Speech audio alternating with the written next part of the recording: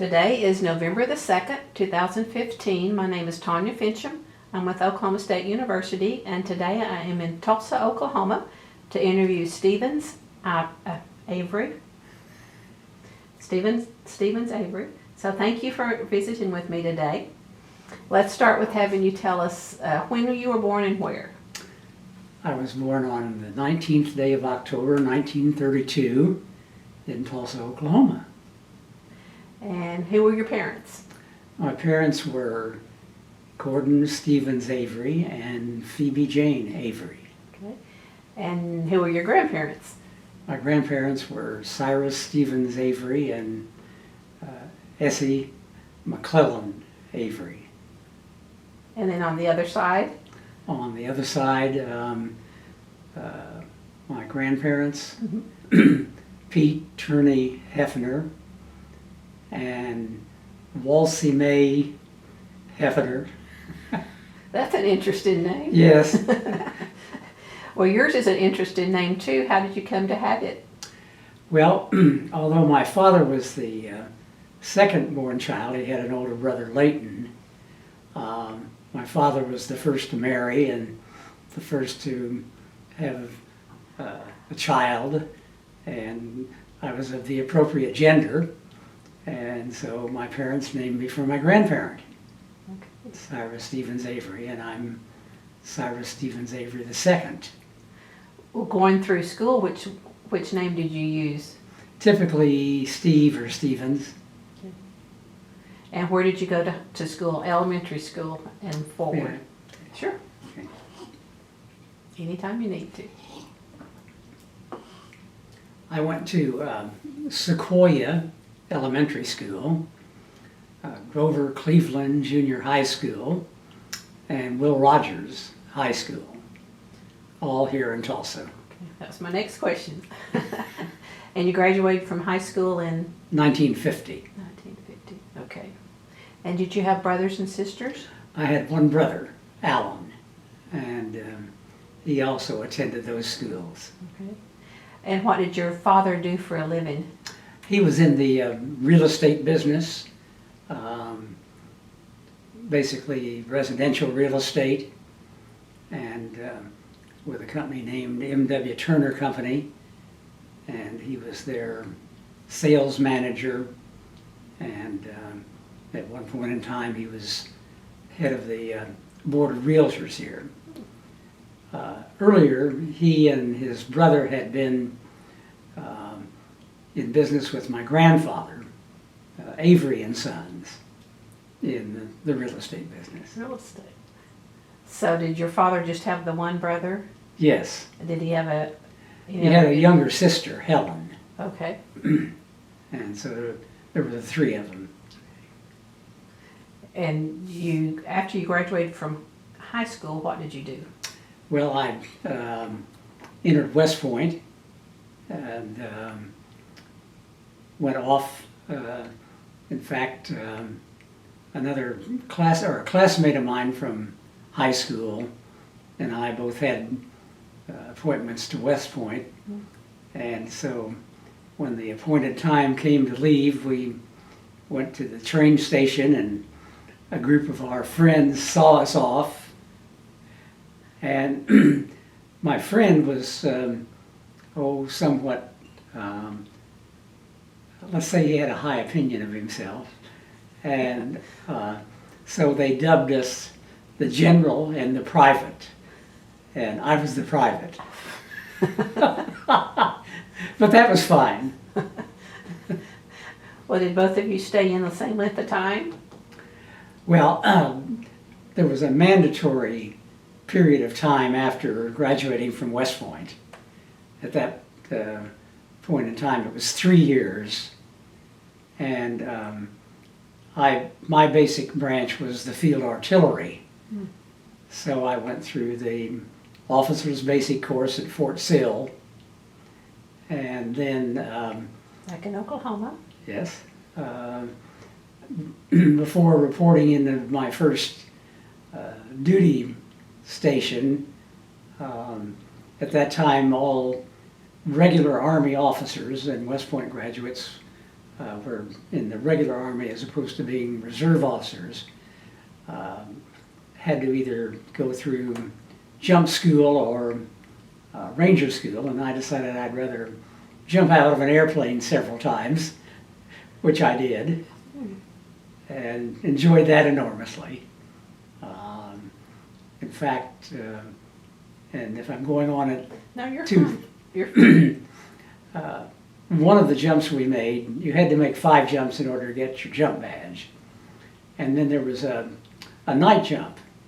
And on the evening that we went up to do the night jump, when we got near the drop zone, one of the crew came on and said that wind conditions over the drop zone were such that we might not be able to make the jump.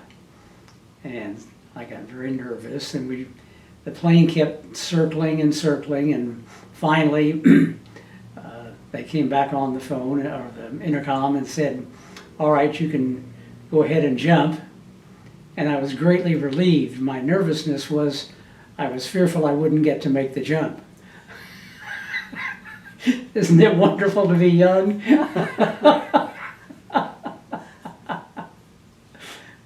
Not, the reverse or anything of that, but just that I wouldn't get to make the jump.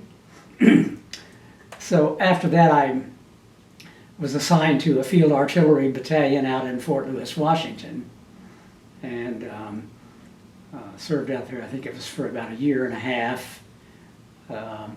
and then applied for and was accepted in flight school, and became an Army aviator, and which I greatly enjoyed. It was the fixed wing as opposed to helicopters, and ultimately I became instrument rated and twin engine rated, and so I enjoyed. So I spent a total of 6 years on active duty after graduation, and most of that time in aviation posts. And Well, did you end up outranking your friend? oh, I don't know about that. That's a good question. I don't know, because I've forgotten what his basic branch was. We just went separate ways, and really for the first couple of grades, second lieutenant and first lieutenant, those promotions occur pretty much at a predetermined time after so many months of service, etc. And it's not really until you progress on further to captain or what's called field grade officers. And I was a first lieutenant, but when I resigned my commission at the end of 6 years, but I stayed in the reserves for a while and was promoted to captain before I left the reserves and an active affiliation with the Army. Did you consider making it a career at any point? Well, yes, I did. I enjoyed it, and my wife enjoyed being an Army wife. She's from Tulsa and was a year behind me at Will Rogers, and but I just decided after about 6 years that I wanted to do something else, so I decided to get some additional schooling, and I applied to and was accepted at Harvard Business School, and went through there, and they have a very effective program the first year, which you're convinced that there's no way that you're going to make it through. And in some ways it was reminiscent of plebe year at West Point, where they convince you that you're the lowest possible life form. But at any rate, though, I did make it through and went into the financial field. Okay. So we lived in Boston for 2 years while I was at Harvard Business School. Well, we should probably back up and say Okay. what your wife's name was. Oh, Your wife. What was her name? Jane Wolverton. Wolverton was her maiden name. And when did you two get married? We got married a year after I graduated from West Point, Okay. so it was 1955. Okay. That's about when the Korean War was. Well, the Korean War was winding down, or had pretty much wound down by that time. So you didn't have to No. serve in combat then? No, but I mean, I was eligible to, if you will, Yes. but no, I did not. Well, after that last night to jump, did you jump again? No, I never got any more jumps in. You pretty much had to be in an airborne unit to be able to jump with any regularity after you'd gone through jump school. And no desire to after you got out Oh, to go I think, parachuting? I'm trying to recall. I might have made one or two jumps after. Okay. I'm not absolutely certain I'm of that recollection, but Jumped out of a perfectly good plane. yes, on purpose. Well, it's a very exhilarating feeling, I can imagine, yes. especially when the chute opens. And your rate of descent abruptly slows down. Yeah, it moves you back. Yes. Cool. So after Boston, what did you do? Well, after graduating from Harvard Business School, I went with a financial firm in Washington, D.C. It was a stock brokerage and investment banking firm, and their name was Ferris and Company, and they recruited at Harvard Business School, and so I initially became a broker there, a stockbroker, and that was my primary activity for several years. And then I think after 3 or 4 years or so, became a branch manager. And then they had also gotten into investment banking. That's the financing side of the business, as you may know, raising capital. And so I ultimately became co-manager of their corporate finance department, is what it was called then, that took companies public or raised money for them privately from high net worth individuals or from venture capitalists who invested in young companies. So it was one of those situations. They were a fairly small firm. There were about 50 stockbrokers.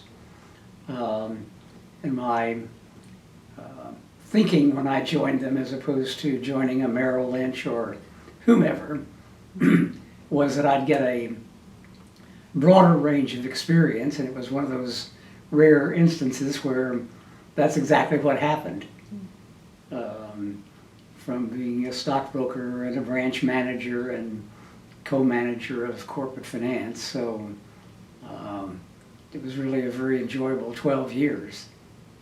Not even stressful a little bit?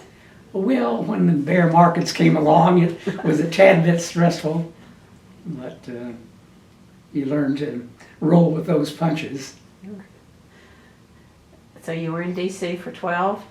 Did you? Well, no, I stayed on after Longer. I decided to leave the Switch. brokerage and investment banking business.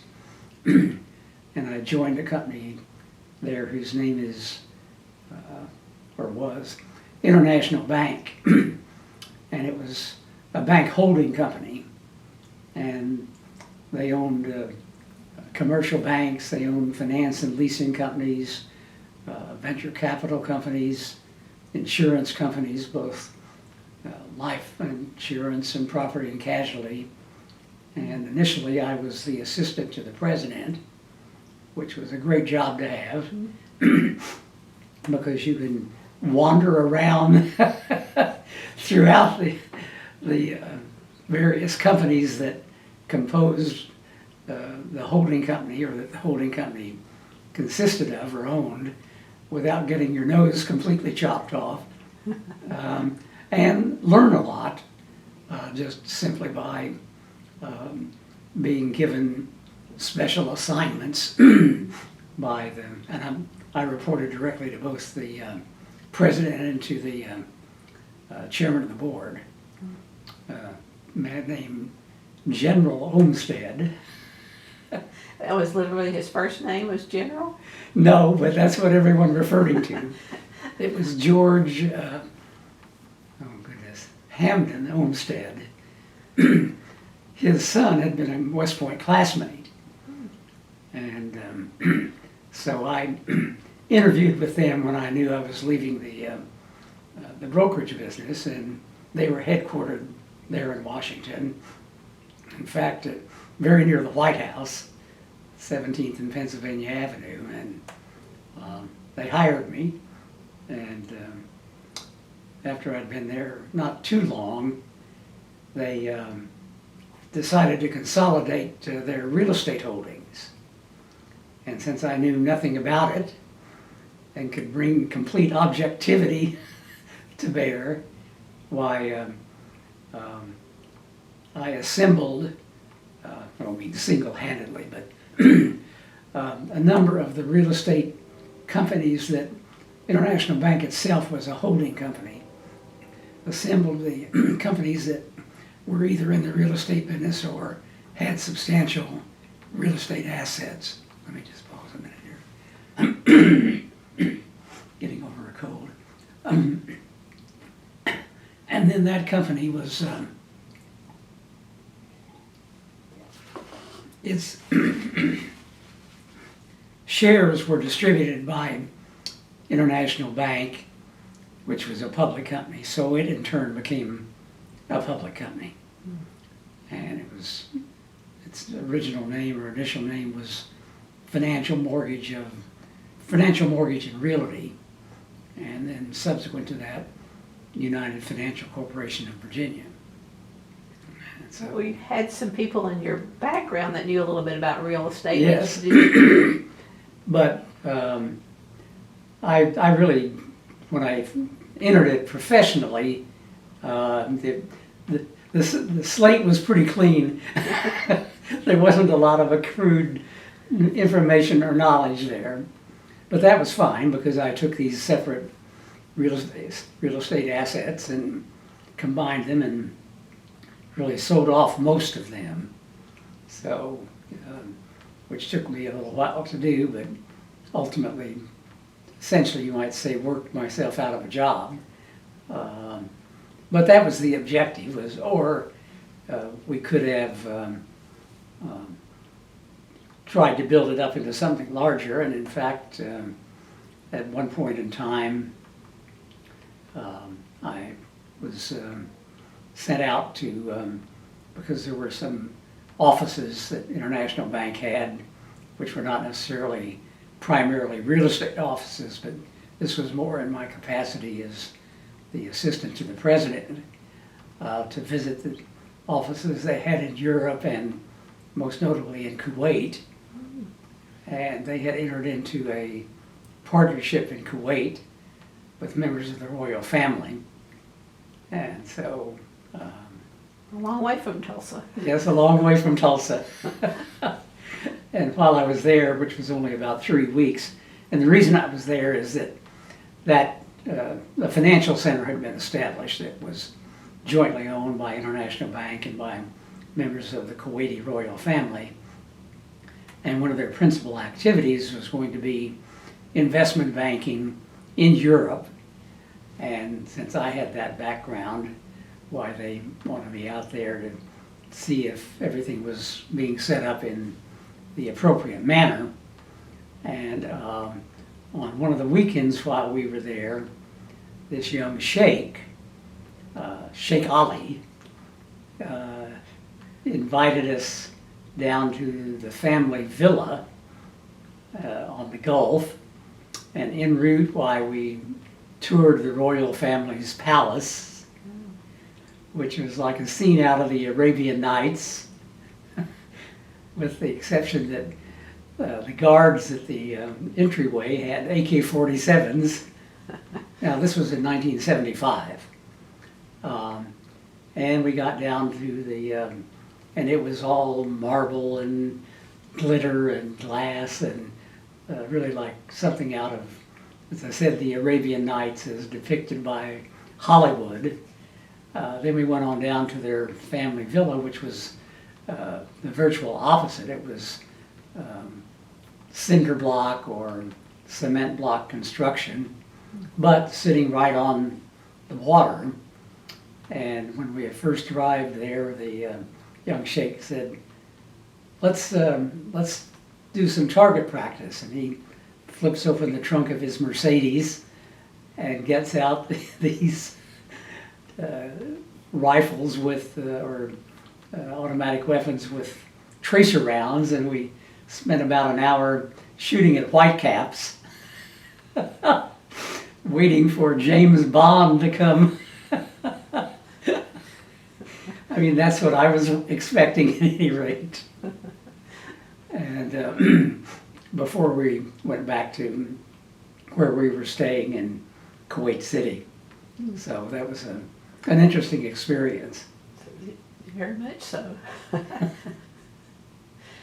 If you had had a real target, were you good at, could you have hit?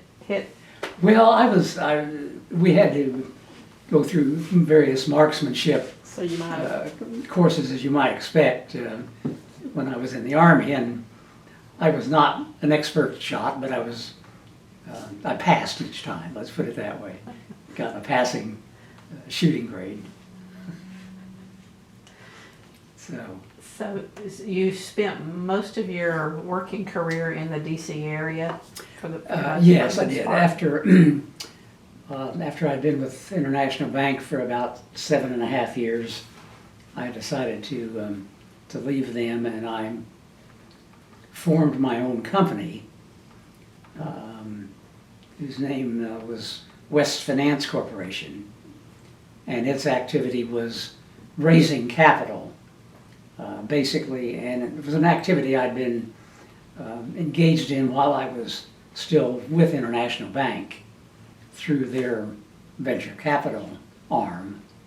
And primarily I'd engaged in raising capital for young companies, startups, or development stage companies, companies that have raised some capital but haven't yet really established themselves with their product or their service. And maybe it's their first round of financing after they've tapped out all friends and family. So in commencing in 1981, that became my primary activity. But they're in the metropolitan Washington, D.C. area. And I stayed there and conducted that activity for the remaining period of time that I was actively engaged in making a profit or attempting to make a profit. I quickly learned, which I knew intuitively, that raising capital is not a daily transaction business, as is the stock brokerage business. So you can have protracted periods of time where, well, it takes a number of months typically to successfully complete a capital raising assignment, and most people in that business, as I was, do it on a success fee basis. So if you raise the money, you get paid. If you don't raise the money, you don't get paid. So Added motivation to work hard. well, and it also is a heavy motivation to be selective in the assignments you take on. Yeah, true. One of the first considerations being, is it really financeable? And whom are the people? Can they, can the jockey get the horse around the track, so to speak? And those kinds of considerations, which I think is good for all parties, that you, so it's a disciplining process. Kind of like putting the pieces of a puzzle together. Well, yes, it is, in the sense that what you try to do is you try to go to the most likely sources of capital whether it's a high net worth individual investor or a venture capital company or some other type of an investment organization, but one that has a history of investing in the type of opportunity that the company seeking the capital is going to be engaged in, so that you don't waste everyone's time. Matching them up, getting good matches. Yeah, exactly. I mean, Did you retire from there? I've not ever formally retired. Okay. Bad question. But no, it's not it. But as a practical matter, since I've been out here for the past 2.5 years, and then prior to that, really, I'd say for a year or two or so, I had essentially, I'd been working with another individual seeking capital for a company in the telecommunications field. And we'd been successful, in fact, in raising $12 million for it. But it's a very capital-intensive business. And then this other gentleman, in fact, just earlier this year passed away. And I realistically, I'm retired from raising capital to be paid, but I've found something else to do.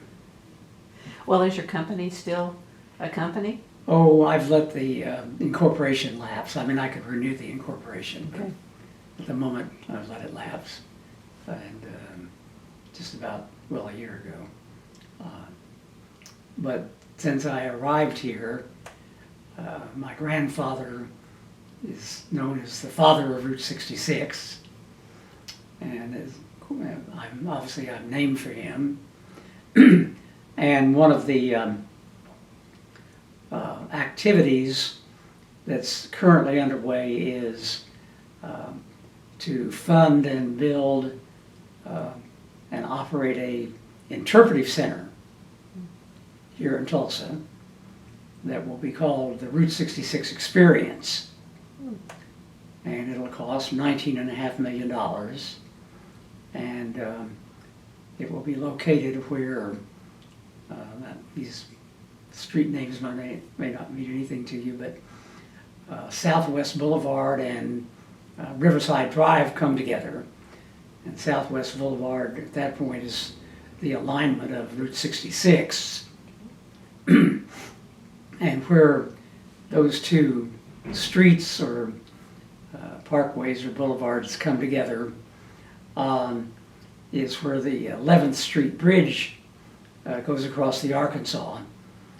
And in 2004 it was renamed the Cyrus Avery Route 66 Memorial Bridge.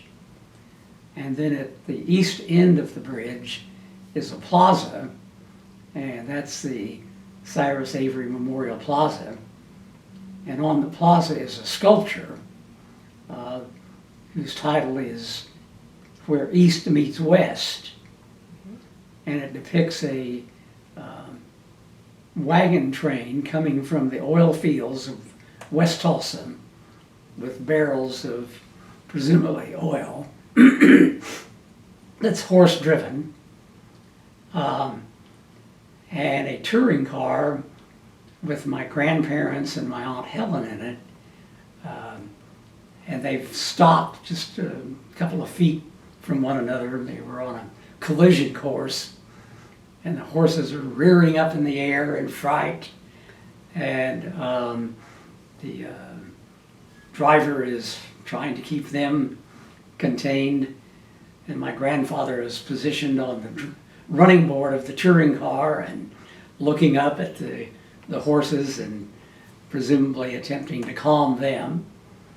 And my grandmother is sitting on the right front seat in the passenger seat, and Aunt Helen in the back seat. And I was fortunate enough to be able to chat with the sculptor, a nice man from Texas. And he said that when he was first engaged by the city to do the sculpture, they wanted it to be just life-size. And I don't know if you've been to that site, but life-size would have been too small.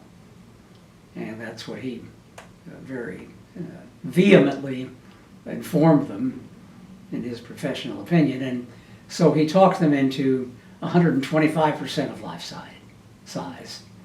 And then he said as he was in the process of creating it and would be going around and measuring this element of it, whether it was the wheel of the touring car or whatever it might be, he said he would also then just do something like this.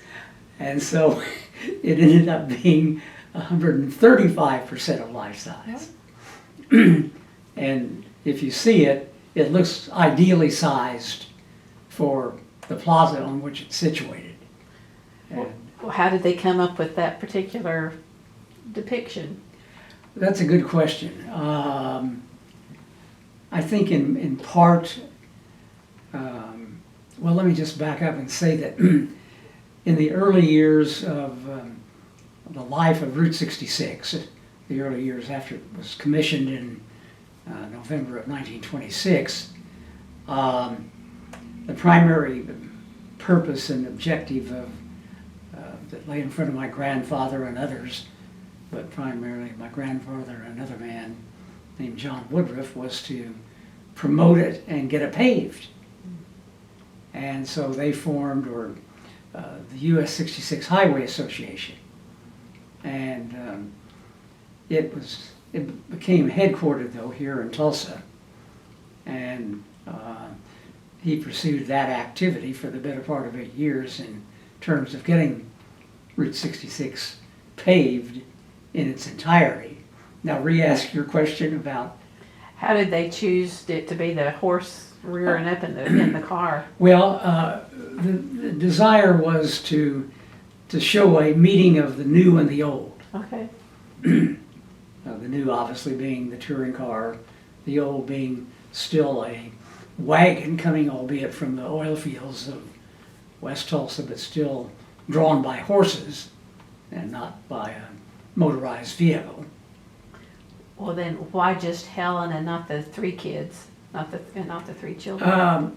That's a good question that I don't know the answer to, and I've never asked the question. Maybe that was just the space available. Was she that much younger than Yes. them? So they may have already been. My uncle Leighton was the oldest, and then my father Gordon followed him by 3 years, and then Helen was 11 years younger than my father. So the boys may have already been away from home by then. Yes. Let's see, if this was 1926, Helen would have been 10 years old. Yes, and No, that may be. my father and her uncle, or brother Leighton, yes, were already grown and on their own. Well, do you remember much about your grandfather? Well, quite a great deal, a good deal, I should say. My father passed away in 1943. He was 38 at the time, and I was 11. My brother was 8. And so, and not to take anything away from my mother, who raised us from that point on, but he became somewhat of a surrogate father. So I'm sure I saw more of him than I would have had circumstances been happier, but had been different. And got to know him to a greater degree than would otherwise have been the case. Would you do certain things together? I mean, Yes. did you have certain activities that the two of you would do? Yes. He was a very hands-on man. He had been self-educated growing up, or, well, I don't think they called it homeschooled. At that point in time, he'd been born in Pennsylvania, but he and his father had moved to Missouri. And I think my grandfather was 12 at that time. And it was about 2 years thereafter that they brought his mother and his two sisters there. And so he attended a teacher's college or a teacher's school and obtained a teaching certificate. And he was proud to say that it only cost his parents $150 to educate him. So his first job, if you will, was teaching. And then, though, from Missouri, well, that's where he met my grandmother, Essie McClellan. This was in Liberty, Missouri, which is a small community just 15 miles northeast of Kansas City. Okay. And that's where Liberty College is. That's where she graduated, was a graduate. And so they first settled in Oklahoma City, and my uncle was born there, and then they moved to Veneta, and my father was born in Veneta in 1903. Before statehood, okay. Yes. Let me see, I think it was 1903. And, no, 1905. Then Veneta didn't grow in the manner that my grandfather had hoped and thought that it was going to, so he came to Tulsa in 1907 and established himself very quickly here as one of the leaders of Tulsa of that era. His primary activity was buying and selling oil leases, and he did business with men such as Harry Sinclair of Sinclair Oil and Gas, and Wade Phillips. At one point in time, just lived literally a couple of doors from my grandparents, and then he was involved in many other activities, including bringing Spavinaw water to Tulsa. He and Eugene Lorton, the then publisher of the Tulsa World, were the prime movers in that. And he donated, at one point in time, he donated several hundred acres of land to Mohawk Park, and was on their board, and was on the, and then joined the board of the airport, the municipal airport board, along with W.G. Skelly, who was one of the leaders at that point in time. In fact, there's a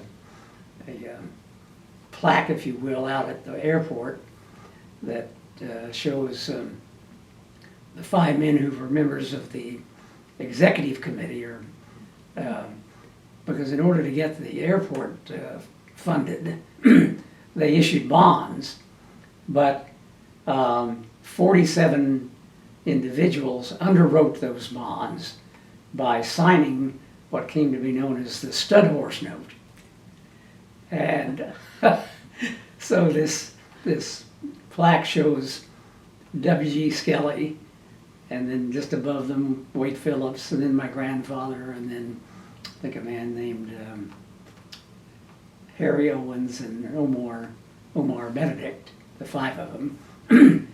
And my grandfather's share was $10,000. It was for a total of about not quite $200,000.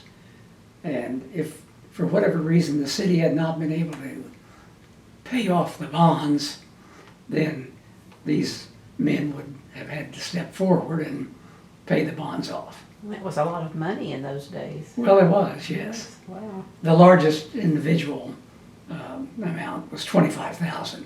Wade Phillips and W.G. Skelly and maybe 1 or 2 other men did the $25,000. I know the airport's still here. Is the park? Is the park that he started? Oh yes, it thrives. It's a beautiful one, Mohawk Park. Okay. And it's just north of the airport, not totally by coincidence. Since my grandfather, was on the airport board and on the park board, and donated the acreage, and had a strong say-so in the location of the airport. Charles Lindbergh had been here a year earlier, which would have been 1927, I believe, and had landed at what was then the only airport that Tulsa had. I think it was called McIntyre Tire Field. and had remarked, though, that he couldn't understand why a city the size of Tulsa didn't have a municipal airport. So at a dinner that night, which my grandfather was the speaker, he fearlessly stated that Tulsa would have an airport, a municipal airport, within a year's time. And it did. Wow. And that was in 1927. And I believe it was in the first quarter of 1930 that, and I should have done some research to determine why, it was literally the busiest airport in the world. Tulsa, You Oklahoma. Maybe the oil? Well, in fact, the speech, I'm not sure it was given at on that occasion or some other, when he said that it was, that Tulsa had been a leader in the oil and gas industry for a number of decades, but that it was now time to step up the ladder of aviation because the next chapter was going to be written in the skies, and that for this part of the country, not just Tulsa or necessarily not just Oklahoma, because of the vast distances, that it was imperative to be able to travel rapidly between the oil fields. And so, hence, you don't do that in an automobile.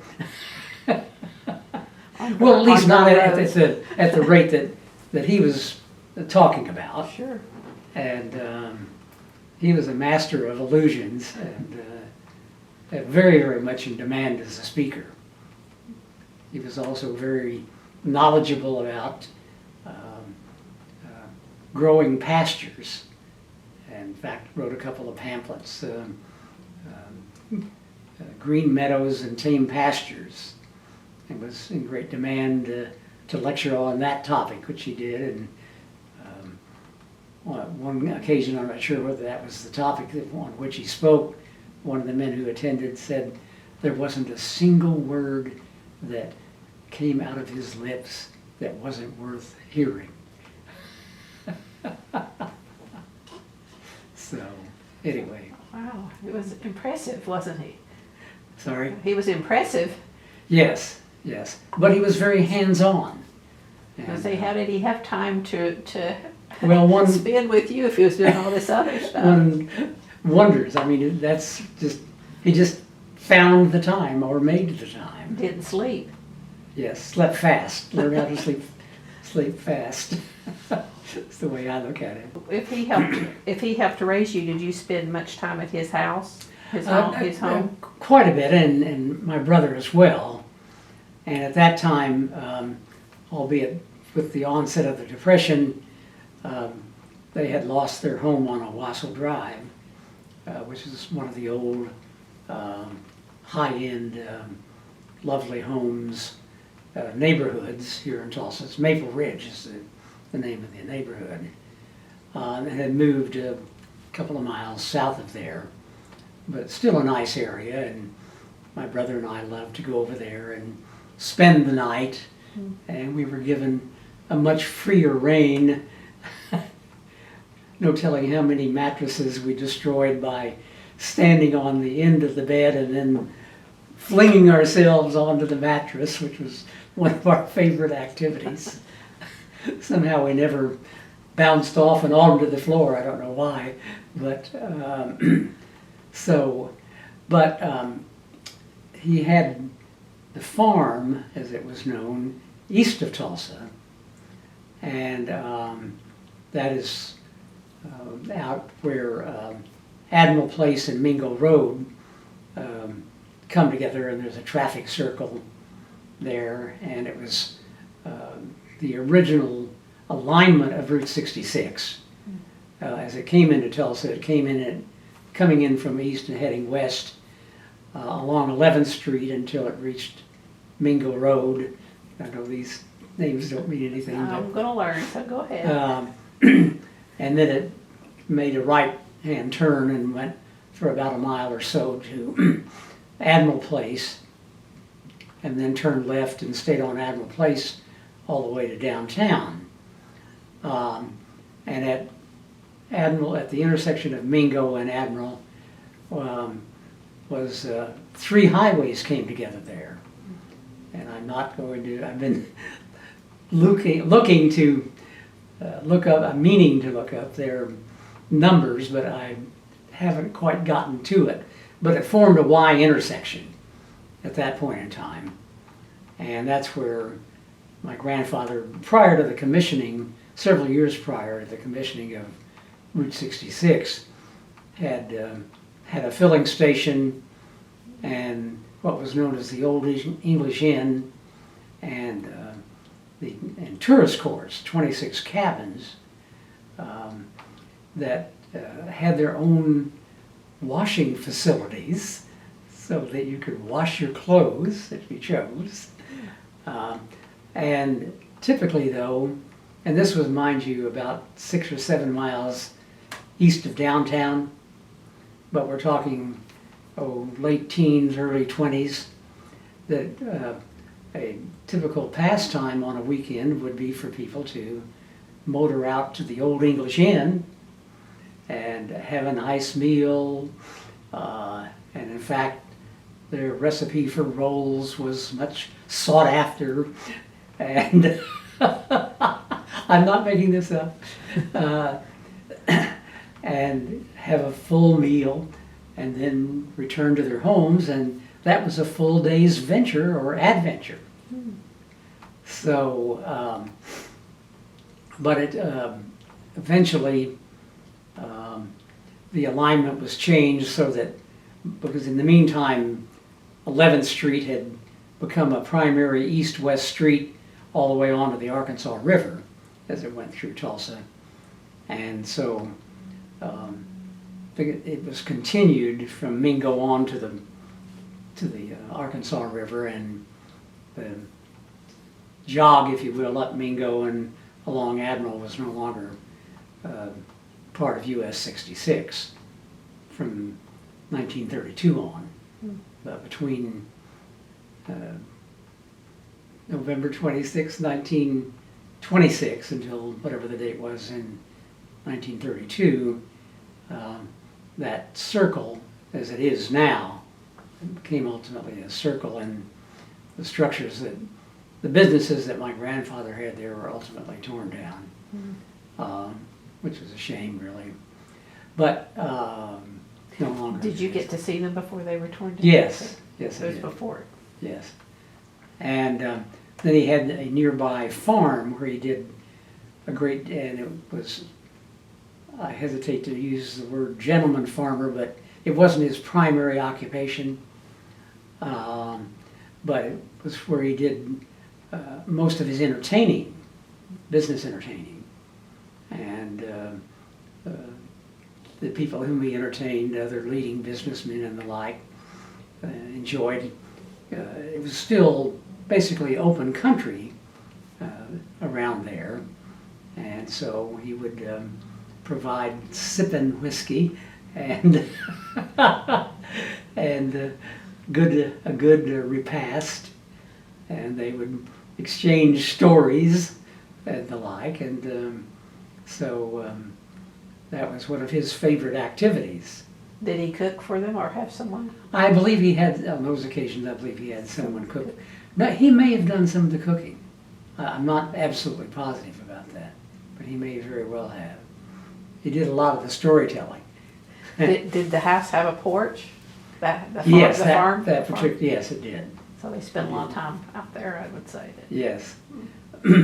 But at a point in time that I'm no longer cognizant of, not sure I ever really was, he bought some land west of Tulsa, across the river, and that became known as the ranch, and he called it the Lucky Ranch, and I should have done my homework and ascertained how it came to be known as the Lucky Ranch, but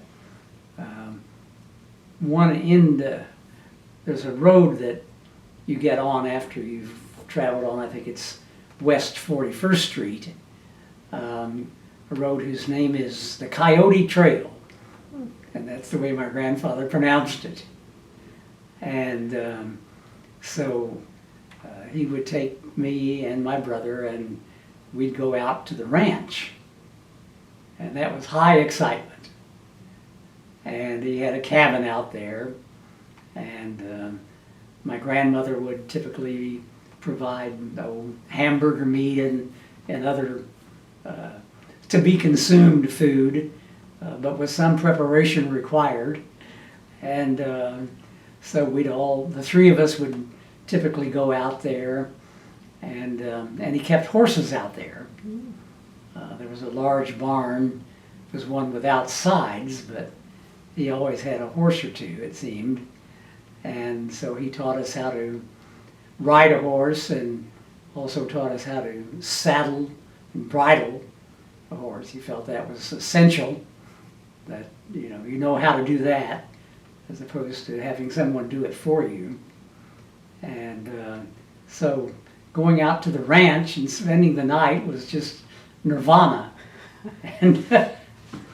And especially since he would regale, he was quite a huntsman, and in his, I'll call them his most affluent years, he and friends of his would go to Colorado and go on hunting trips. And at least according to the stories he told, the quarry usually was bear. And so he'd regale us with the stories of bear hunting in Colorado and the perils of that and so on. And naturally, my brother and I would just hang on every word that escaped his lips. And it was just, as I said, wonderful. I do recall on one occasion, however, when we were out there, my grandfather was never overly, how do I want to put this, cognizant of what he was driving his car over. I mean, if he wanted to go from point A to point B, he just drove from point A to point B. And on this particular occasion, he drove out over a newly mown field that still had the stubble, and managed to get 4 flat tires. Now, this was several eons before the cell phone. And so night came, and my brother and I weren't particularly upset by this, though. We thought, oh, well, fine. We'll just spend another night out here. And we didn't really worry too much about how word would be gotten as to why we hadn't shown up and so on and so forth. And I don't remember the exact time of evening when my parents came out, showed up, quasi-hysterical. And I don't think that they were really, really overly pleased with my grandfather. And my brother and I think, thought, oh, wow, wasn't that neat? No spare tire, or not 4 anyway. Yeah, not 4. So, and the property had a pond on it, and he would sometimes take us swimming au natural on the pond. Well, it was in the deep woods. I mean, it truly was. All 3 of you? Yes. He would get into? Yes, oh yes. And it was 325 acres that he owned. But at one point in time, including leased acreage, it was about 2,000 acres. And he was followed the practice of allowing other parties to run their cattle and charge them a fee for letting their cattle graze on it. And so that kept it controlled from a vegetation standpoint and brought some income in as well. So those were really great times going to the ranch. If he's having fun with you, would he have to discipline you? If you two got in trouble, how would he handle that? Well, I'm trying to remember. I thought that question might arise. You might not have gotten in trouble. Well, he did, and I can't recall the specifics. I truly cannot, but I can recall, though, that we didn't get away with a lot. very much. Did they sit you down and give you a talking to? Yes, and he might have resorted to something a little more memorable than just a talking to.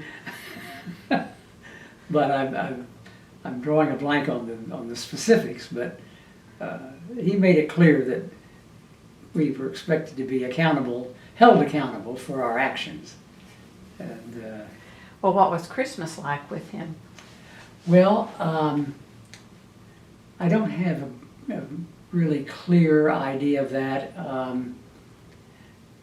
Most of the Christmases, well, my father, as I mentioned earlier, died in 1943, unfortunately just 4 days before Christmas. Although I know that the entire family, I don't know if we had a gathering. We most likely did have a gathering over Christmas, but it might very well have been one that was principally hosted by my Uncle Leighton and Ruth, his wife, as being one that was hosted by my grandfather and grandmother. They would have been invited guests, of course. So, but and he always had some wonderful stories to tell. Do you recall a favorite gift he gave to you? Well, the way I'm going to answer that question is simply the gift of the time that he spent with me. And because wherever we were, whether we were at the ranch, or he did like to go on occasion up to Siloam Springs, where he spent part of his boyhood, and that's where the origin of Spavinaw Creek is, if I remember correctly. I hope I'm remembering correctly. And so I'd go on those trips with him, and my brother Alan would accompany us on most of those occasions, and he was, as always, full of stories to tell us to keep us interested and learning. Goes back to his teacher training, perhaps? Yes. A little? Yes. And it was his practice, in fact, each year on his birthday to go up there and drink out of Spavinaw Creek, which had this wonderful spring that was its source of water. And he'd have to have a drink of Spavinaw water on his creek, out of the creek on his birthday. And then that was what was ultimately became the original primary water supply for the city of Tulsa. That was a major accomplishment too, wasn't it? It was indeed. Now, because due to the topography, it was really basically all downhill, so it didn't require. It could be transported by gravity, by the force of gravity, but it was 55 miles in length, and Spavinaw water is still one of the two primary water sources for Tulsa, municipal water sources for Tulsa. And in fact, he really regarded that as his most important and greatest accomplishment, was bringing Spavinaw water to Tulsa. More than Route 66? Well, I mean, I'm sure he was very proud of Route 66, and he threw himself into that, heart and soul, as the expression goes. But when one stops and thinks about it, for a city to grow, if you don't have an adequate, safe supply of clean water, you're not going to grow. I mean, it can be obviously a very limiting factor. And there could have been other solutions to the need for a road or major roads. But of course, how it came to come through Tulsa and be named 66 is interesting as well. How old was he when he passed away? Just about 7 weeks short of 92. So He died in July of 1963. unexpected? I'm trying to recall now. I don't think so. He and my grandmother had been living in California with my Aunt Helen. And my grandmother had died about 5 years earlier. Oh no, excuse me. Less than a year earlier. And so I think it was one of those Accumulating things. steady declines and old age being a... By drinking that water out of the creek once a year may have been. Oh, he was, what I'm sure what he contributed to would have said contributed to his longevity, Yes. without any question. Well, So- did he drive the length of Route 66? I mean, had he been from the start to the finish? Oh, I'm sure during the Route. course of the time that it was aligned, prior to being put in service, that he did. Have you? No, I can't say that I've driven it from Grant Park in Chicago to the Santa Monica Pier. You've been But on he- parts of it? Parts of it. Have you been on parts of it with him? I've been cudgeling my memory, probably, but I can't say so with absolute certainty. I just wondered if he had told you stories along the way. I don't really remember Route 66 stories being told me by my grandfather. I guess once it was up and running, he moved on to other things and Well, as a Didn't matter of sit fact, still. yes, in fact, he became president of the Chamber of Commerce here, and then, of course, was on the airport board, and on the park board, and well, did he ever try something that didn't quite work? It sounds like everything he touched worked, well, but let's did he do something that put it didn't? this way: he did lose his fortune during the Depression, and the reason for that was that much of the real estate that he acquired using borrowed funds. And then when the Depression came along and the income from those holdings either diminished greatly or stopped, and he couldn't continue to meet the payments on the debt, then he lost the land. But Although he he did say that the greatest mistake that he ever made was selling any of his land. Well, he was an acquirer and he was a forward thinker, really. And now I think earlier I'm diverging a bit here, but we'll come back to Route 66 about my name. And while I was still in high school, one evening I had been out and I'd been driving my mother's car and wasn't too far from home when I noticed in the rearview mirror a motorcycle light. And I thought, that might be a motorcycle cop. So with the impeccable judgment that only teenagers possess, I was on Harvard again. That's one of the major north-south streets here.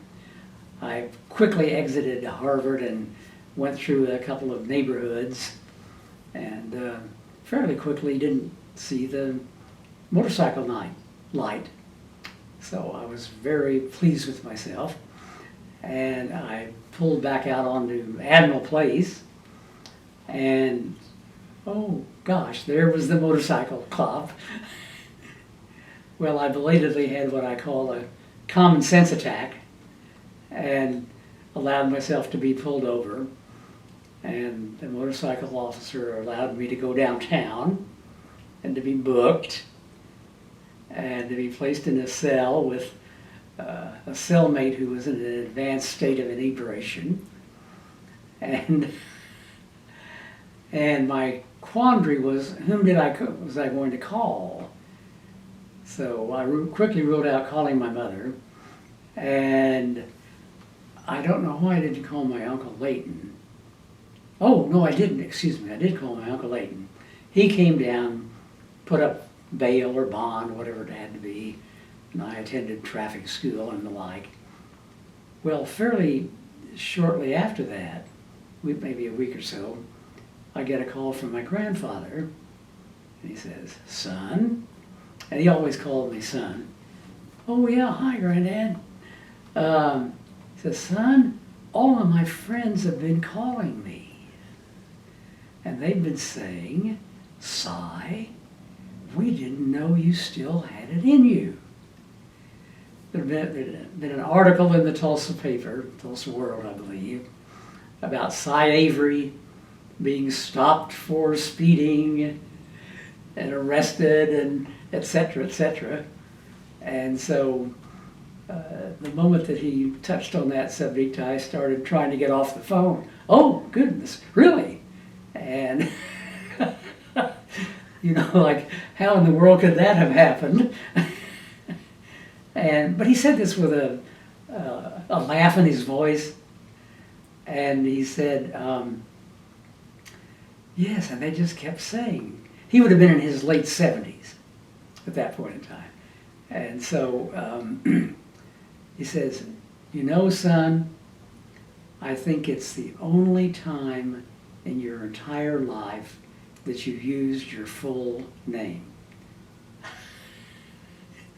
It had always, I won't call it a sore point, but he would have preferred, as I was growing up, if I'd gone by Cy, as he had always gone by, as opposed to Steve or Stevens. But as I said, it wasn't a sore point, but nonetheless, that was the only time he could recall that I'd used my entire name.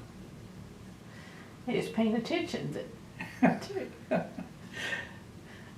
Yeah, Granddad, click. I'm sure I got off the phone but he said it with a laugh in his voice. You know, he wasn't. In fact, I think he was just greatly amused by the whole idea, the whole thing. And then one other, which is not really apropos of what we were talking about, but after I'd been at West Point a short period of time, the first couple of months that you're there, you go through what's called Beast Barracks. And that's the newly admitted cadets are the beasts. And the whole purpose is to reduce you to a point of abject servitude and convince you that you're the lowest existing life form on the face of the planet, etc. And they do a very effective job of it. The upperclassmen do. So I don't know how long I'd been there. And I will say this about my friend that I remarked on earlier. The general. He was just, the general was just as, he didn't take it real well, I'll put it that way. But I reached a point, I don't know how long I'd been there, maybe a month or so, where I thought, oh, this is just, I've done this is really a bad decision I made. And I had a scholarship to Yale that I had basically declined when I accepted the appointment to West Point. So, naive person that I was, I wrote my grandfather and I said, do you think you could get that scholarship, that I still have that scholarship? And he wrote me back quite promptly. Instead of remonstrating me and saying, what's the matter with you? Suck it up, so to speak. He said, oh no, he was sure that they had reassigned it because we reported at West Point in early July. And no, that's not available any longer. But if you wish to come home, why, in essence, he was saying, we'll welcome you back into the family and this, that, and the other thing. And so I pondered that, but it's your decision to make. So I pondered it and I thought, well, maybe I can last it out here after all, which I did. But I tell this story just because I think it offers an insight into his character and his wisdom and his gentle nature, and yet his sagacity in knowing how to say to someone in a polite way, look, you're not alone, grow up. And also it's your decision. Yes. Too. Yes. So, now, back to Route 66. Where were we on talking about that? Well, I had asked you if you'd been on it from end to end, Oh. and you said no, All right. and not since then either. No, albeit, as I said, I think I said to you that I've been very actively involved while I've been here. If he was 91, would have been in the 60s? He died in 1963. 63. You would not have been, you would have been in DC, no. Yes, I would have been. You're right. I graduated from, as it was then known, the business school. A lot of arrogance there, but I didn't coin that term. But Did he go in to 1962. Did he go to your graduation? I don't believe that he did.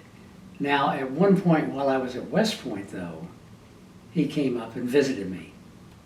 And I think it may have been on during the winter of my first year there. At that time, he, the last job that he had was as the Oklahoma sales representative for Lock Joint Pipe Company. And Lock Joint Pipe had been used in constructing the Spavinaw water pipeline that brought Spavinaw water to Tulsa. And so they had retained him to sell their pipe to other end users. And they were located in Orange, New Jersey.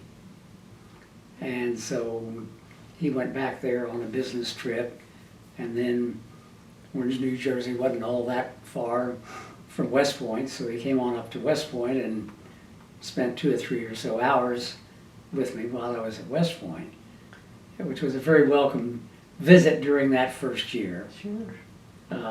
And when I think back on it, he would have been in his late 70s. Now, I mean, in fact, he was accustomed to air travel. I don't remember whether he traveled by air from Tulsa to New Jersey and back, possibly did, and then by whatever means from New Jersey on up to West Point, but it wasn't as simple then as it is today, but it was great to see his face and have a visit, even if it was just a 2 or 3 or 4 hours duration. I imagine he was quite proud to be there too. Well, recently I ran across, recently meaning a year or so ago, a letter in his files that he'd written to a friend of his and then had gotten it back or gotten a reply back, and the letter was to an attorney friend, and he was saying how he had a leg up on this particular friend because he had a grandson now who was a cadet at West Point. Just a little proud then. But I'm talking too much about myself and not enough about him. No, it's great. It's his influence, a generation or two later still. So. Yes. Did you have children? Yes. And you've relayed all these stories to them? I think I have. I hope I have. How many do you have? One of each, a son and a daughter. Okay. Another Cy? Yes, our son is Cyrus Stevens Avery III. Okay. And does he go by? He goes by Steve. And, Just checking. Yes. He lives out in California and is in the National Guard and has served several deployments outside the United States. One in Kosovo, one in Afghanistan, one in Iraq. And he flies the drones. That's his specialty. Wow. And he's also military intelligence, which some people say is an oxymoron, but it really isn't, is his other specialty. And then our daughter lives in a little house that we own in Bethesda, in the Washington, D.C. area, and she's a calligrapher, and more recently has gotten into the estate sales business as well. So, Both of those things, their great-grandfather, great-great-grandfather. That's right. No, he's their great-grandfather. One great. Yes. Right, one great. Yes. Would be proud of. I'm sure. Was math your favorite subject in high school? No, I think girls were.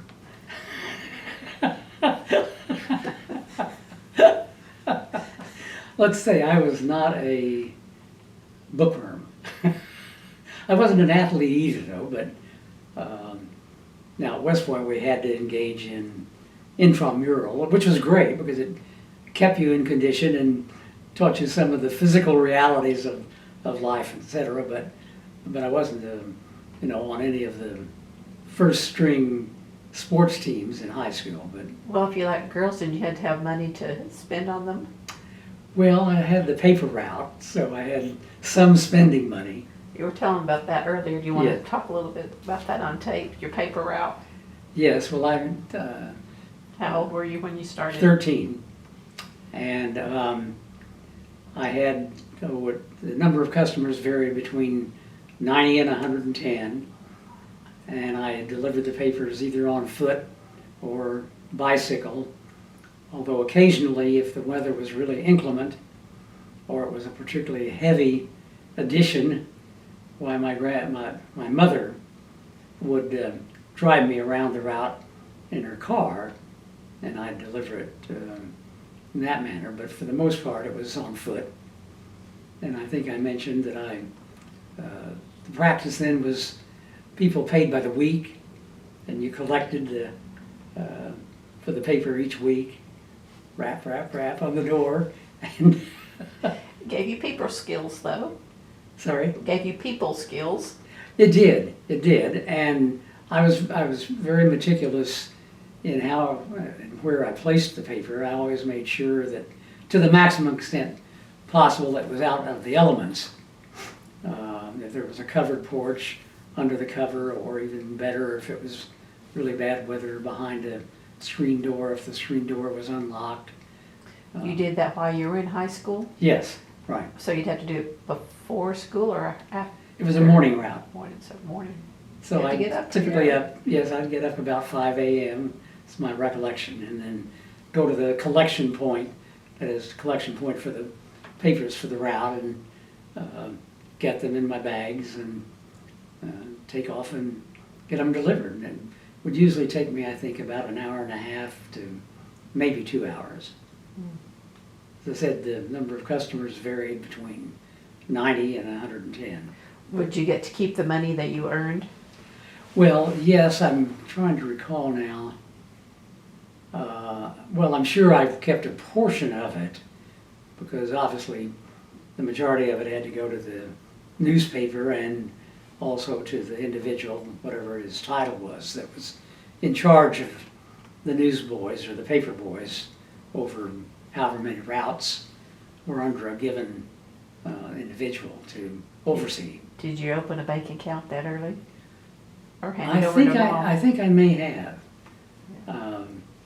I might have had some encouragement from possibly my grandfather or some adult, as opposed to doing it of my own volition. Well, did you have a car? No, you rode bicycles. When did you get your first car?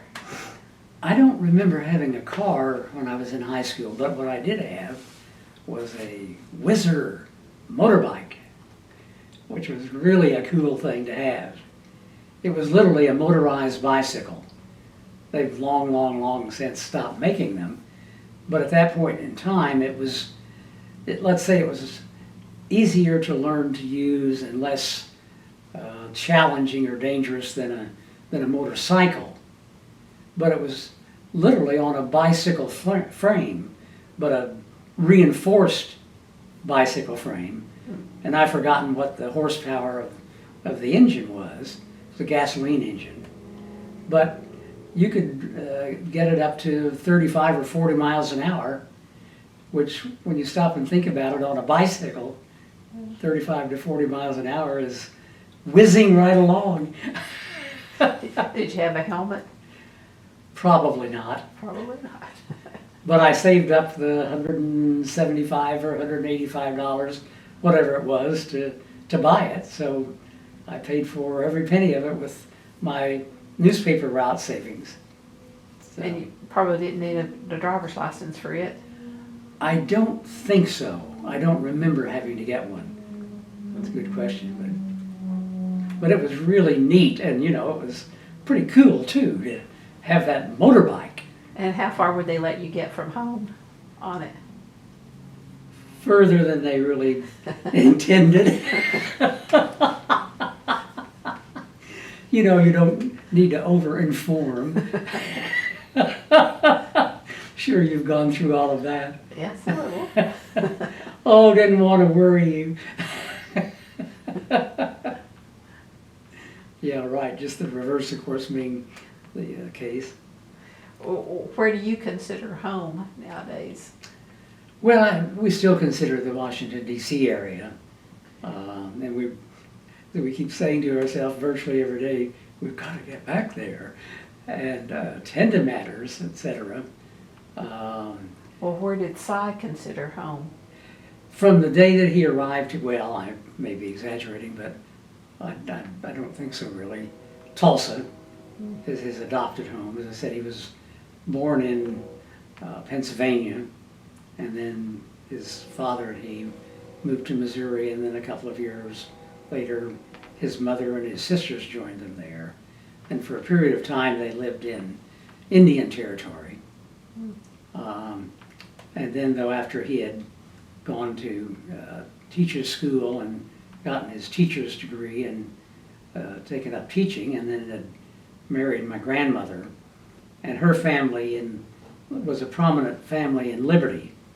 And so, as I said, they spent the first 2 or 3 years of their marriage in Liberty, and then they moved to Oklahoma City, where their first child, my Uncle Leighton, was born, and then Vanita, and then here to Tulsa, where he arrived in 1907. Okay. Most of his life was spent here. Yes, by the time that, well, for example, what's now known as the Cyrus Avery Route 66 Memorial Bridge was built between 1913 and 1916, and by that time he was not only a member of the Board of Counselors, but he was chairman of the county councilors, Tulsa County Councilors, and that was his project, the bridge that he oversaw. And he'd been a good roadsman for many years, and was a member of various associations having to do with good roads, and including the Ozark Trails. In fact, there's a photograph of him in the Smithsonian sitting in an open touring car with 5 other men, and it says Ozark Trails on it. And there's quite a wonderful display in the Smithsonian, in fact, in their Department of their Transportation Museum, which is, or department, or segment of it, which is part of the Museum of American History. But 33,000 feet of that is the transportation exhibit, and a major part of that is the Route 66 exhibit. And there's a 40 or 50 foot long strip of original pavement, original Route 66 pavement that came from Bridgeport, which I think is just west of Oklahoma City, that was donated to the Smithsonian. And they have a touring car displayed on that with a family and the water bags and all of the duffel, and then a wall map that shows the Great Diagonal Highway. It's really a wonderful museum. And all of this is since his passing. I'm trying to think. Yes, because that was just dedicated in 2002 or 2003. How do you think he would feel about all this recognition? Well, I think he would probably comment as he did when they renamed Avery Drive here, which had been known as River Road for many, many years along the south bank of the Arkansas, and that was that if you are going to get involved in good roads, you can't be a quitter. It's a long time in coming. And it had been 40 years between the point in time when he became most actively involved in the road building, not, out turning a shovel full of dirt with his own hands here in the local area, until that renaming, I think it was by the county councilors, from Riverside Drive to Avery Drive. So 40 years. 40 years. But I think he'd be pleased and be glad. And currently there's a request for proposals out with regard to the traffic circle at Mingo and Admiral Place for a sculpture to be a work of art to be placed there. And I think I mentioned I'm a director of an organization whose name is Route 66 Alliance. Michael Wallace, and I don't know if his name is familiar to you, is one of the co-founders, and a gentleman named Rick Freeland is the other co-founder.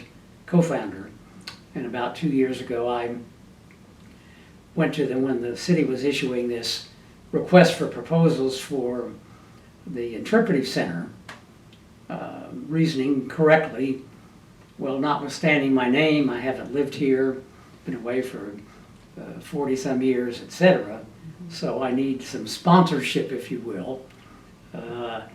And in fact, they weren't, well, I'll put it this way, I don't know whether they had made a decision to file one of the responses or not, but one of the very first subjects that I brought up with them was on that topic, and we convinced ourselves, I'll put it that way, the three of us, that was something we should do. And I attended a meeting called a pre-bid meeting, and this was in 2013. And there was a young man seated next to me after the formal presentation by the city of what they were looking for in the way of responses for the interpretive center and so forth and so on.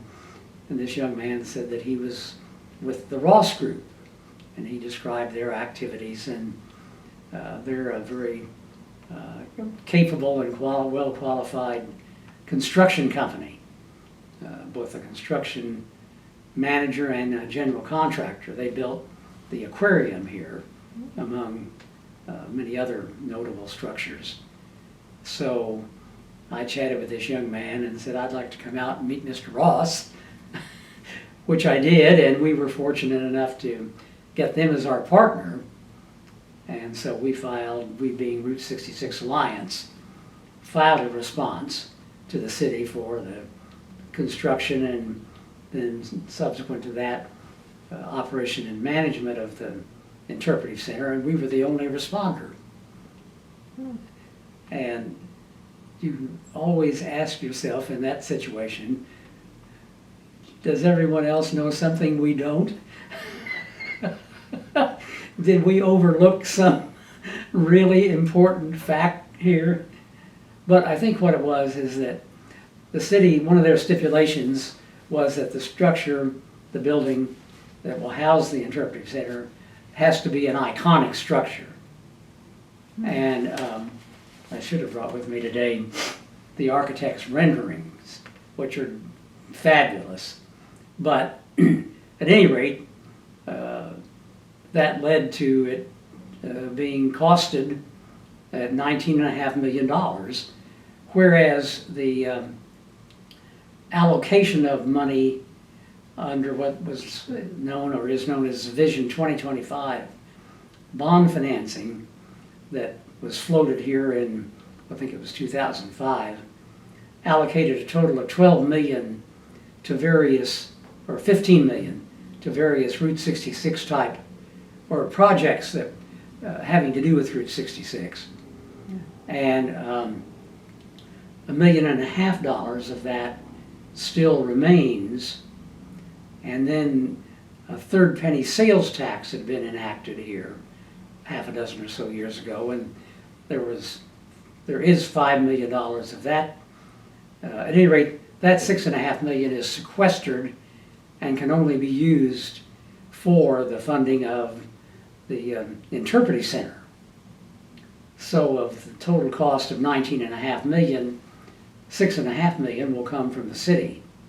But there was a desire to raise another $2.5 million over and above the cost, so that going forward there'd be funds for an operating endowment in case bad years were encountered and revenues dropped and that kind of thing. But at any rate, we couldn't have a better partner than the Ross Group. But still, more than a year passed, and we still hadn't been awarded or formally selected and awarded the contract to develop the center. And so finally, we came up with the idea of, all right, let's do this. Let's get a short-term agreement with the city. So we got a 1-year site control agreement on an exclusive basis, which gives us the exclusive right to raise the money, the $16.5 million, for that 1-year period. And if we get that job done, then the city will sit down with us and negotiate a development agreement or contract. And we have benchmarks along the way that we have to meet. We met the first one, which was $3.5 million, and that was just 60 days after we started. And the current benchmark, we have to have raised a total of $6.5 million by December 1st. So we're looking for another $3 million right at the moment, and we've identified where and have solicited donations for that, and are highly confident, as this parlance goes, that we'll get that $3 million, that additional $3 million by the 1st of December. In fact, one of the city planners at our meeting where they signed off on our meeting the first benchmark at the $3.5 million one, said, you know, you people are the only people that can get this job done. And we felt like, well, I won't say what we felt like saying, like, really? You have the right background to be helping with this. Well, we're very, very fortunate. We have a man whose name is Ken Busby, who is a lifelong Tulsan, and for 12 years, 12 and a half years, was head of the Arts and Humanities Council here. And if Ken doesn't know someone, they're not worth knowing. And that's not the attitude he has. I mean, he knows everyone, I'll put it that way. And he had been the primary mover in raising $15 million several years ago for a center here whose name is the Hardesty Arts Center. And so, in other words, he has both the track record of raising a comparable amount of money for a comparable facility, and he knows everyone. And what do I bring to the table? Well, I have a significant history in raising capital, although almost entirely for-profit organizations, and obviously not here in Tulsa. And being named for my grandfather, but that's not the same thing, of course, as living here, having the contacts, most importantly, having established a great reputation here, etc. So, and even with all those ingredients, it's not an easy thing to do. You know the questions to ask, though. I think that's a Very true. big part of it. Very true, and we know whom to go to. And before we sit down with anyone or send them a request letter, requesting basically both a contribution and an initial meeting, and stating all the reasons that we would like a contribution from them and so on. why we do our best to match up that organization with the opportunity, in other words, with the Route 66 experience. So you're not retired. no, correct. Long, very, very long-winded. The difference is I'm doing this on a non-compensated basis. There's a lot of psychic income. Pat yourself on the back. Yes, that's right. I get a lot of attaboys. Well, was he ever involved in politics, Si? Did he do politics? Seems like At you one almost point have in to. time, he ran unsuccessfully for governor. Really? Yes. I've forgotten what year that was. Were you? I toyed with the idea from a time or two back in the Washington, D.C. area. I was a precinct captain for several years and involved in the, well, I'll just name it, the Young Republican Organization in that area for a number of years and toyed with the idea.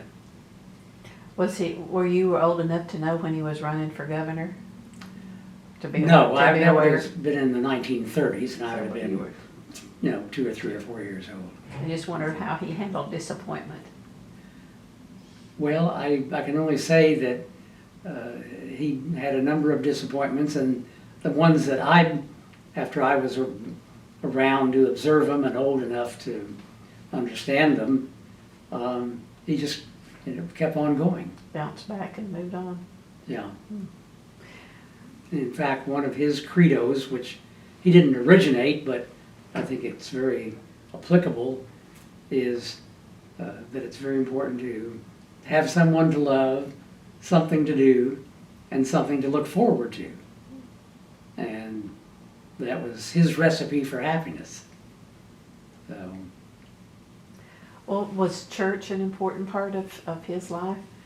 well, he was a member, as was my grandmother, of the first, I believe it was the First Baptist Church here. I mean, that was the former name of it. In fact, it still exists.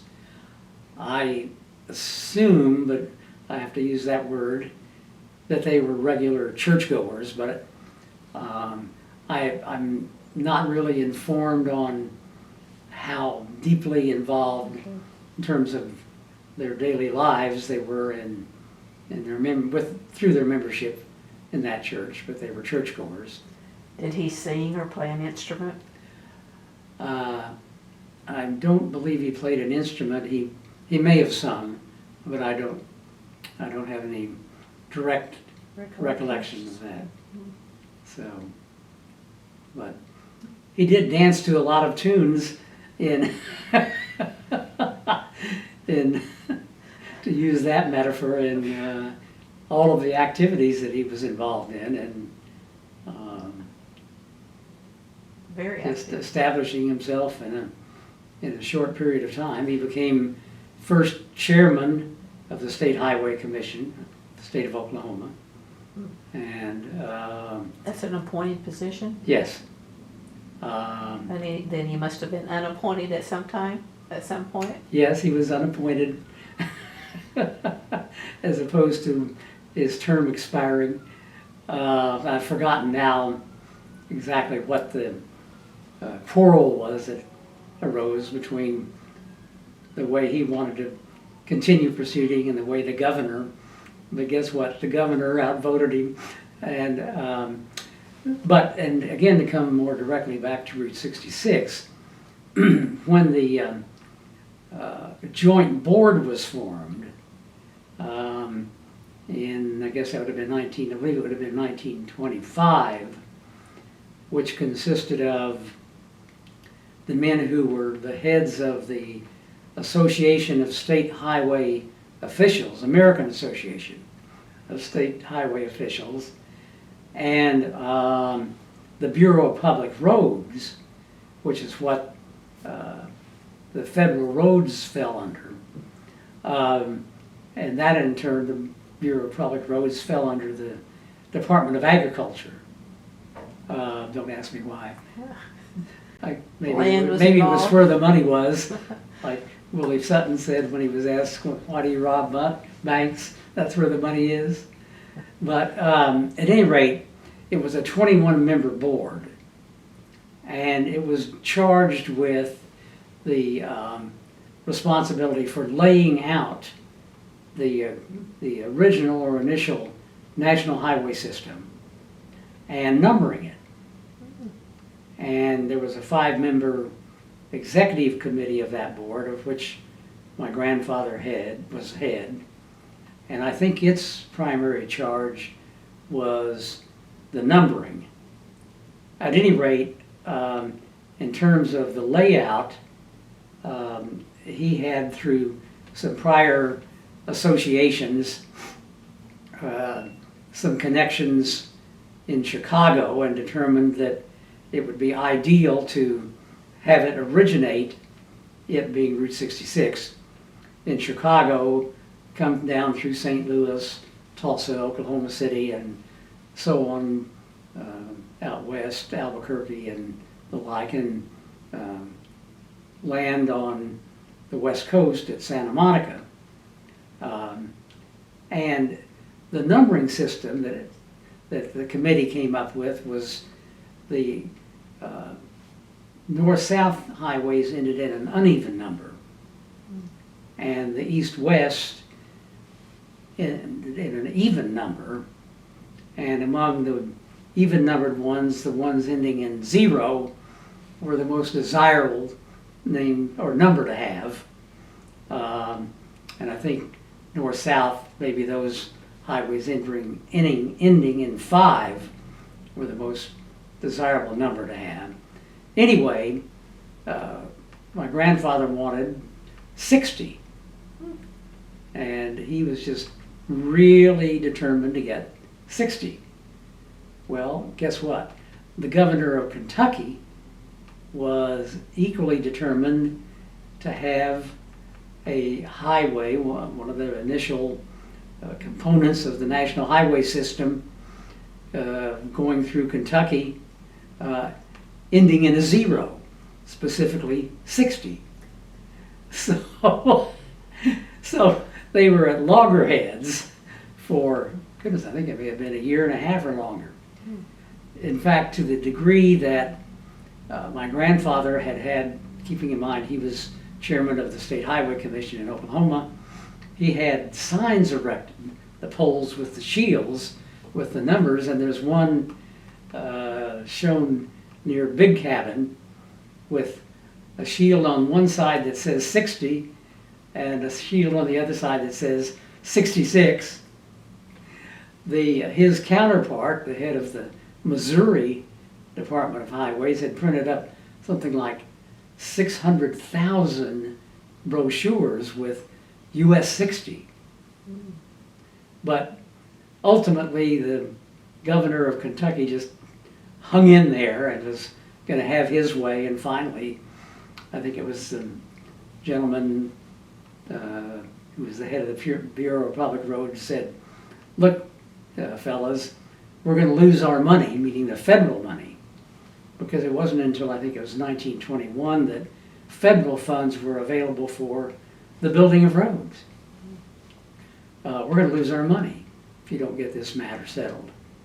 And so my grandfather, albeit reluctantly, ceded the right to the number 60. And then he asked his chief engineer what other numbers were available, meaning in even numbers, 62. And that was really the direction he was then leading in, because, you know, it was higher, I mean, it was closer to 60, 62. Oh, and by the way, size 66 is available. And thank the good Lord, my grandfather decided on 66. And I always end this little story by saying, can you imagine Bobby Troop writing, "Get your kicks on Route 62"? No. He was kind of stubborn too, in a way. Yes, A little very bit much so. determined more than Determined stubborn is a better word. instead of stubborn. Yes, determined's a better word. Mm. So, Well, did he spend much time out in Mohawk Park? Or did he take you? Did you go? Well, we would go out there quite frequently. I don't recall how much time he spent out there. He had a golf course prior to the creation of the park, and in fact it may have been the land on which the golf course was situated that he gifted that became part of the parklands. I could be mistaken about that, but... Did he play golf? I don't know. I've never heard him really talk about playing golf. It's just another pasture to him, I guess. Yeah, that's right. I mean, parks, and I'm glad we have them today. I mean, it's, Well, yes, and I'm sure he saw the importance, especially for a city such as Tulsa, of having a major park in the city. would he have been to New York? I don't know if Central Park was available, was in place then or not, if that influenced him, I don't know. I am not sure. He might have on one of his trips back to Orange, New Jersey. Now, whether he took before my generation came along, before he and my grandmother took a trip that would have taken them to New York City, I don't recall him talking about it, but that doesn't mean that they didn't, or on some subsequent occasion that. You just wonder where he got some of his ideas. 1921, that was when they had the race? Right here, yes. Too. Did he tell you any stories about that? Not really. Now, my aunt Ruth, Joy Avery's, my cousin Joy's mother, whom I think I may have mentioned to, well, I mentioned that she was the family archivist. He was tagged to be one of the administrators of the aid to the displaced, the homeless, in the aftermath of that riot. And so he oversaw a very major part of taking care of the people who were directly affected and who had lost their homes and were quartered out at the fairgrounds and the like. He wasn't the only person in a position of, that had that position and type of responsibility, but he had one of the very senior such positions. I thought maybe he would have, since he was in the bigger levels of Tulsa at that point. Well, he was able to bring the various parties together who needed to be brought together to marshal the resources to pay for the food and the water and the housing, and albeit the housing was in existing structures on the park grounds. He was a good communicator and negotiator. Yes, yes, both. And Pass those traits on to you. well, to some degree. Yeah, I think he would be quite proud to see how far, Well, how much alike the two of you seem to be, just from sitting on this chair. I've tried to live up to the name. It's a, Well, in fact, what was this recently? I think when we were soliciting for the Route 66 experience, and we sent out request letters to various organizations, and one of them was to some people in Canada, and in part of the handout material, I'm listed as the grandson of the father of Route 66, and the relevant part of my background is set forth in there. And so this one individual said that he saw that we had he used the French term for it, grandchild, but the way that it translated was, I think, little person. And my comment at the time was, well, that's not entirely inaccurate. I'm trying to fill some very large shoes. So, anyway. Well, I mean, were you cognizant of that early on, or just in the last? Well, I mean, did you realize how important his role was in Tulsa, and you tried to live up to that when you were in high school and in college and all? No, not really. Just later in life? Just later in life, yeah. Because he didn't talk about that. He just didn't talk about it. I mean, he could have gone on incessantly, but that just wasn't his way. Well, when he came through the home doors, he was home, didn't talk business? Well, not really. I think it was really more just what he thought was the imparting of He was wisdom thinking- he about was life thinking and it. how one should live life and accept responsibility and that kind of thing. His mind was always going, though, it sounds like, constantly thinking of what's next. Well, yes, oh boy, he was never someone who looked back. I mean, looked back or in essence, rested on his horse. He was always looking forward to the next challenge. Did he have oil wells too? He had one or two, I think, is all. And I think they were producing wells, but not big producers, not gigantic producers. His primary involvement in oil and gas had been brokering leases. So, Well, did he have any artwork himself commissioned through his,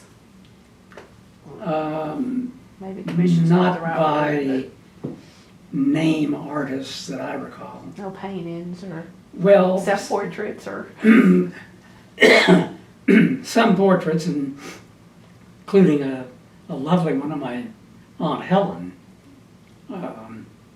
And then there's well, I'm trying to think whether it's a portrait though, or I think it is a portrait of all five of them. Well, it might have been a photograph of my grandparents, my Uncle Leighton, and my father, and Helen seated on a couch. I've seen that photograph, yeah. In fact, the three of them may be pictured outside here, but the only painting that he would have commissioned that I recall is one of my Aunt Helen. So, Daddy's little girl. that's right. Yeah. That's right. I thought as much as he liked the farm, he might have had a horse or chickens or something. Oh, well, he did certainly have animals, yes. Paintings of them. Oh. Well, that's a good question. Again, I don't know. Just curious. Right. That was things that were going on at that time. Right. Can you think of anything we haven't covered? No, I don't think so. Anything else you want to add? Cookouts. Did he barbecue? Sorry. Barbecue? Well, he did, excuse me. He did like to, I guess it was barbecue, when he would have these People over. as his business friends and acquaintances, and would cook. Well, since you haven't retired, did he actually retire? How old was he when he retired? Or did he? Oh, I would say maybe up until the last 2 or 3 years of his life. So he worked right up. That contributed to his longevity too. Yes, It does. Keeps your mind active. it does indeed. Well, my questions are done, except I have one last one. All right, If you don't have anything else to add, I'll ask you. all right. If he was sitting here today, what do you think the two of you would discuss? Good question. Perhaps how fortunate I am to be his grandson. Well, he would ask you which name you go by now. He might still. Now, Cy, did you ever start going by Cyrus as opposed to, although it really wasn't, I don't think it was that big a thing with him. There was the opportunity that arose when I was arrested for speeding and the like, and the arrestee, if you will, was named as Cyrus Avery. We don't hear that name very often. Was he named after someone? Do you know? Yes, that's a good question. His paternal grandfather was Cyrus Avery.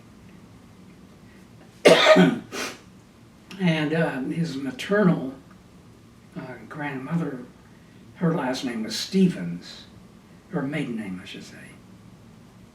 Okay, that takes us to you. Okay. So Cyrus Stevens Avery, family names. Where is he buried? In Rose Hill Cemetery here in Tulsa.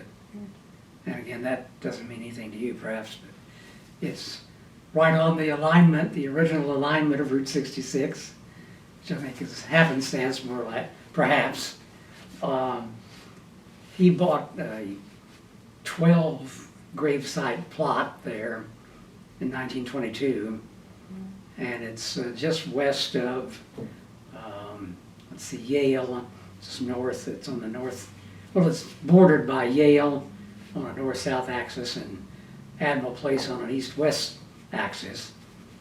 And there's a family grave marker that has my great-grandfather's name on it. Well, I think in fact it just has Avery on it. A granite headstone that's, I think, maybe 3-4 feet in height. And then the 12 individual grave sites. And so my father's buried there. He was the first to die, and so he's buried there. And then next to him, my grandmother, my grandfather, and then my mother. And then on another row, there are 2 rows of 6 graves each. In the front row, he had relocated his father, Alexander James, so he's buried there. And his mother is buried next to his father. And then my Uncle Leighton and my Aunt Helen. So, and there are 4 available gravesites. I'm not petitioning for early occupancy. But I sure hope not. I've discovered, though, it's fairly unusual here in Tulsa to have antecedents buried in a local cemetery that go back, well, in this case, 3 generations. So. And to be on the 66th alignment line. Yes. Yes. But that was by several years before he bought, as I say, he bought that plot in 1922, and it wasn't until 1926 that Admiral became part of US 66. He just had a premonition then. That must have been it. Or foresight, as you say. Yes, correct. What was your favorite characteristic of him?